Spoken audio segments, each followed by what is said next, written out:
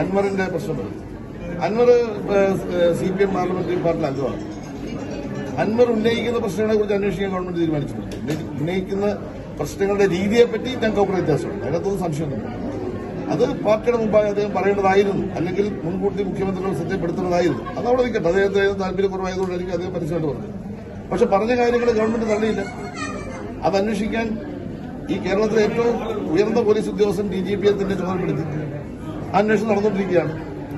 അന്വേഷണം നടക്കുമ്പോൾ ഒരാൾ അങ്ങോട്ട് പോയി, ഒരാൾ ഇങ്ങോട്ട് വന്നു. മറ്റു രൂപത്തിൽ കേരളത്തിലെ CPMനെ കുറിച്ച് എന്താ നിങ്ങളൊക്കെ ധരിച്ചത്? ഞങ്ങൾ RSSന്റെ വാല്യൂ ആട്ടികളാണ്. RSSനെതിരെ ഈ കേരളത്തിൽ ഞങ്ങൾ നടത്തിയ പോരാട്ടം 227 ആളുകളാണ് കേരളത്തിൽ CPMന് നഷ്ടപ്പെട്ടത്. ഈ കഴിഞ്ഞ 7 വർഷം കൊണ്ട് 18 പേർ കേരളത്തിൽ RSSകാരെ ശാപിച്ചു. ഒരു കോൺഗ്രസുകാരുടെ പേര് പറയാം. വർഗീയതയ്ക്കെതിരായിട്ടുള്ള ഫൈറ്റിൽ ഏതെങ്കിലും ഒരു RSSകാരന്റെ കൊലക്കത്തിക്കിരയായ